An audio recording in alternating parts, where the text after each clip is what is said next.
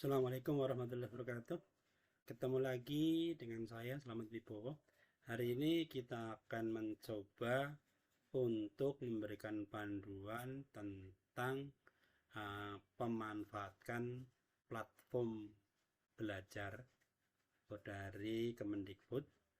Hari ini kita akan membahas tentang pelatihan mandiri pelaksanaan kurikulum Merdeka. Mari Bapak Ibu, kita mulai. Ya, Bapak Ibu, kita mulai dengan masuk ke lamannya, yaitu guru.kemdikbud.go.id. Sama seperti yang kemarin. Nah, kita lihat sama ya Bapak Ibu. Nah, nanti ini kan kemarin sudah kita bahas tentang adanya asesmen murid, ada perangkat ajar, ada pelatihan mandiri. Oke, kita akan membahas tentang materi pelaksanaan mandiri. Ya, lihat Bapak Ibu ya. Nah, yang pertama ini ada banyak topik Bapak Ibu ya. Topik yang pertama tentang Merdeka Belajar, tentang kurikulum, tentang perencanaan pembelajaran, tentang asesmen SMP SMA lengkap, penyusunan pembelajaran, sudah kebutuhan siswa, dan sebagainya. Nah, sementara kita coba dulu pelatihan yang berhubungan dengan topik pertama, yaitu Merdeka Belajar. Kita lihat sepintas apa isinya. Nah, ini Bapak Ibu, ada 5 modul gitu. Nah, Bapak Ibu nanti pelajari sendiri sambil contoh dulu, mengenali dan memahami diri sebagai pendidik. Nah, kita lihat nih materinya ada 3 yang tersedia.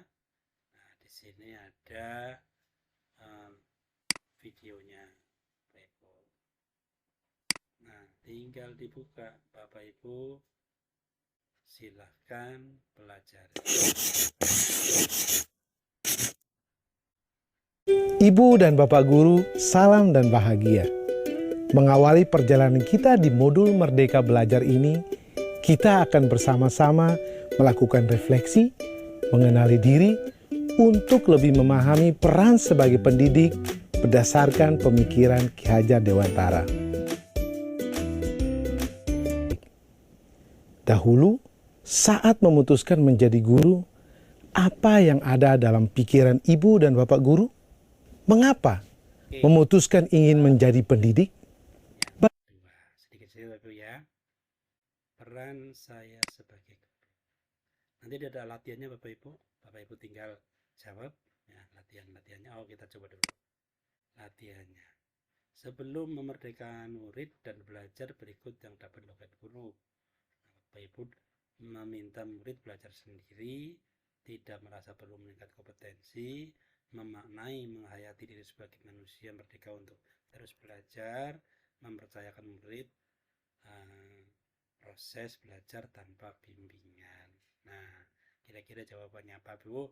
Nah, silahkan Bapak Ibu nanti pilih, misalnya memaknai dan menghayati diri sebagai manusia. Bapak Ibu tinggal klik nanti jawab. Oke ya, kita lanjut. Nah, sekarang peran saya sebagai guru. Saja ini videonya.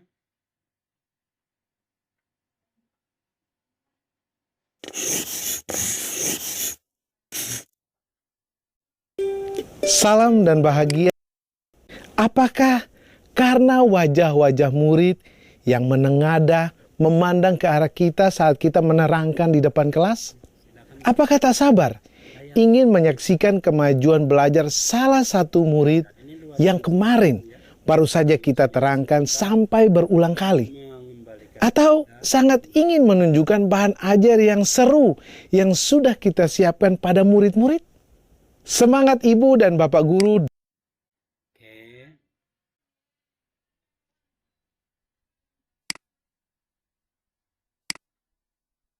banyak Bapak Ibu ya.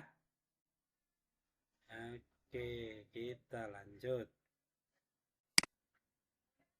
Nah, sekarang kurikulum. Kita lihat tentang kurikulum. Nah, ini ada modul 1 tentang kurikulum, ada pembelajaran paradigma baru. Bapak Ibu, kita coba. Ini materinya. Nah, apa itu kurikulum? Tinggal lihat. Nah, ini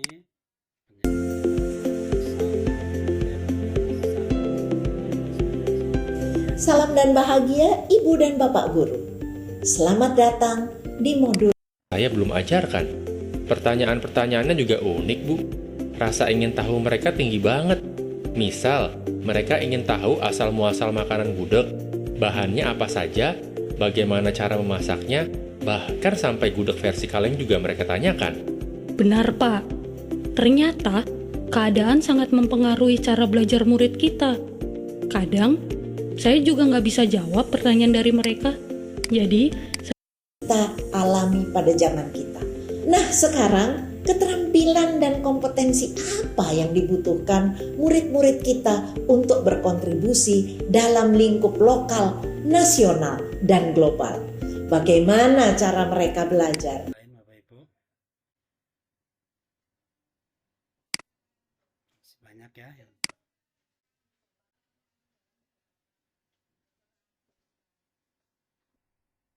ya, kita lanjut ke pembelajaran paradigma baru. Akan kita lihat ini prinsip pembelajaran.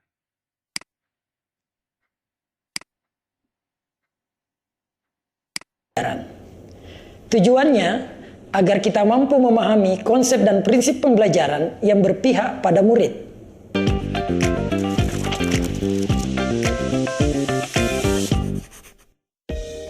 Ciat, ciat, hup, ha. Danku.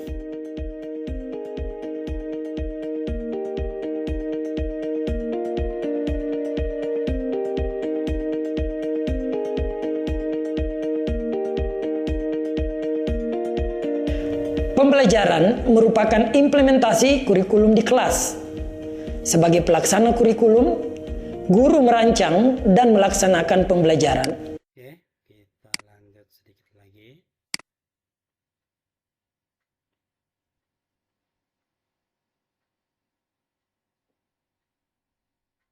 Aksi nyata kita lihat. Oh, ini kunci Bapak Ibu ya. Belum bisa. Oke, sekarang kita lihat pada perencanaan pembelajaran SMA. Nah, kurikulum operasional satuan pendidikan, kita lihat nih. Belajar materi.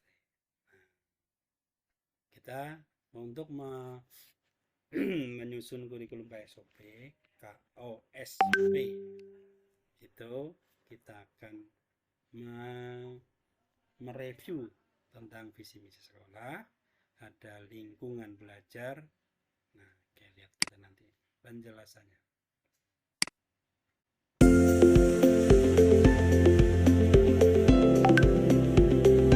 Salam dan bahagia Ibu dan Bapak Guru.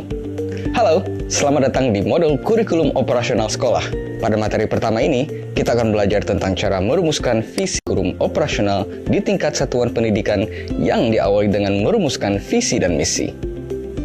Dalam mempelajari materi ini, Ibu dan Bapak perlu menggunakan dokumen Panduan Pengembangan Kurikulum Lingkungan belajar yang nyaman.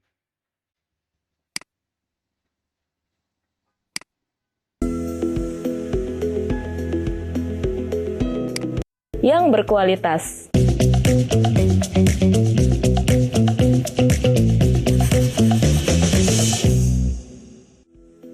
Bu Polin, apa kabar? halo Pak, baru selesai kelas Pak. Bagaimana tadi kelasnya? Itu si Asep tidak hadir di kelas kimia. Dia memang tidak masuk sekolah ya, Bu? Loh, sebelumnya dia hadir di kelas ekonomi loh Pak. Kalau begitu, nanti saya skor saja ya, Bu.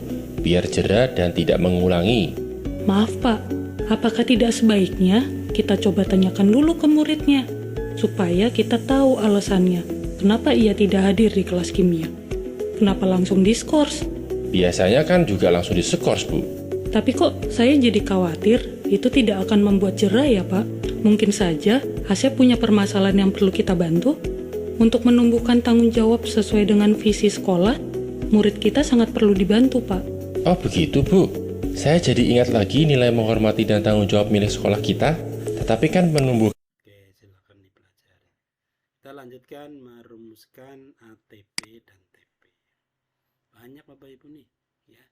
Bapak Ibu tinggal membacanya. Ya, dilihat nih.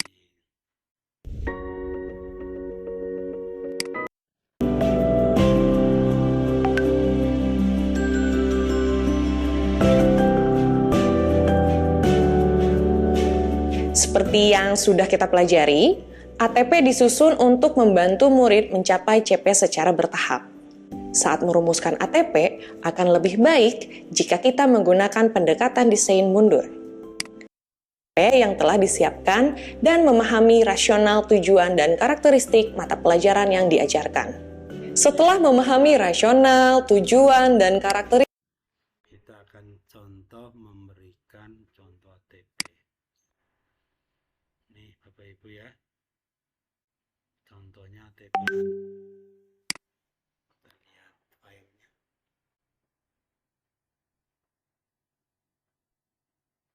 Alur tujuan pembelajaran. Ini elemen pemahaman sains. Ini ada identifikasi proses perubahan wujud datanya. Ini materi-materinya ya, berurut Bapak Ibu ya, sampai selesai gitu. Ini untuk kelas 3 dan sebagainya. Oke, contohnya sangat komplit Bapak Ibu ya, jadi nggak usah khawatir, pasti Bapak Ibu bisa. Nah, sambil contoh ATP seni fase E. Ini contohnya.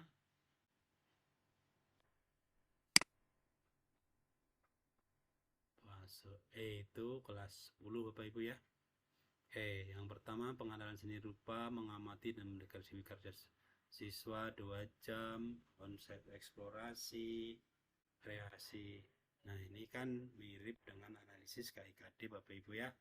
Sebelum kita menjabarkan indikator-indikator, kemudian menentukan materinya berapa jam.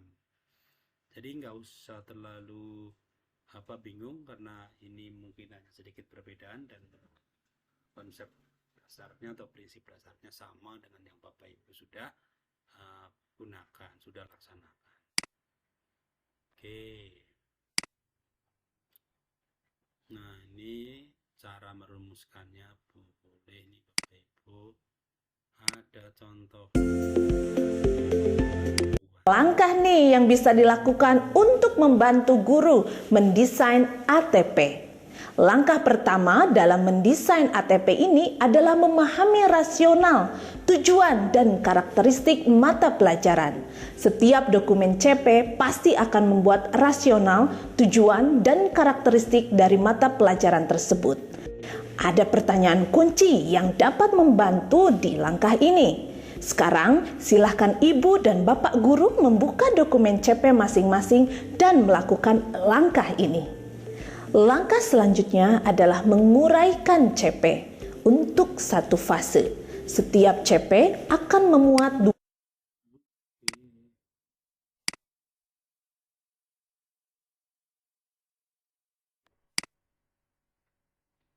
Nah, sekarang kita lihat asesmen.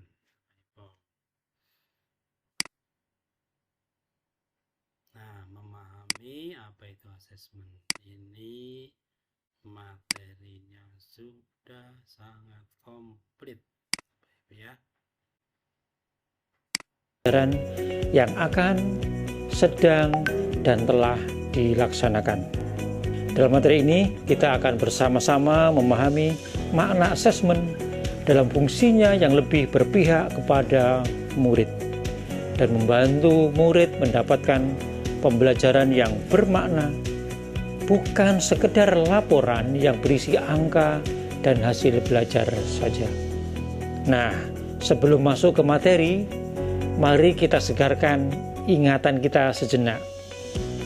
Di kelas, ketika Bapak Ibu berkata, "Anak-anak, minggu depan kita ulangan ya."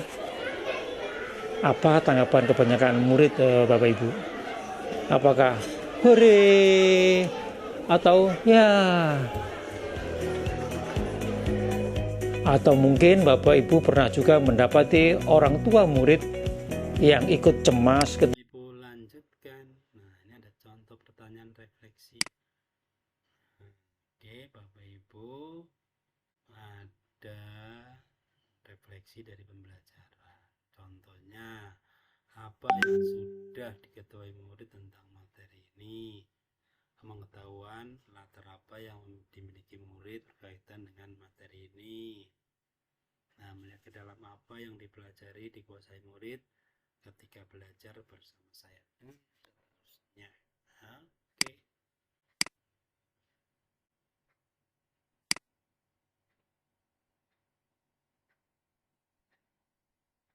Nah, ini menyiapkan asesmen.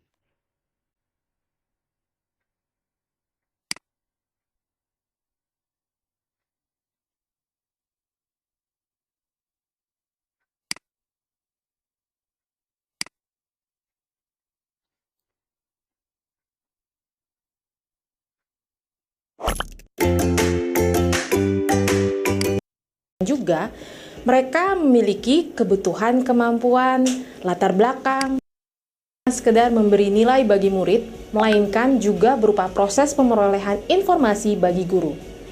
Informasi tersebut membantu guru merefleksikan praktik mengajar yang mereka lakukan, agar pembelajaran dapat berlangsung dengan efektif.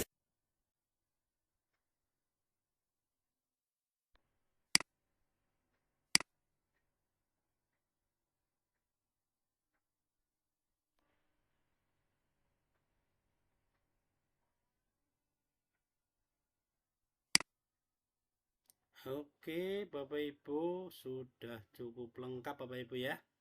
Nah, ini tinggal Bapak Ibu mempelajari sendiri. Nah, ini sudah komplit. Hari ini kita bahas tentang pelatihan mandiri pada laman Kemdikbud. Oke, Bapak Ibu, terima kasih atas perhatiannya. Selamat pagi, selamat siang, selamat malam, dan Assalamualaikum warahmatullahi wabarakatuh. Ketemu lagi pada materi selanjutnya.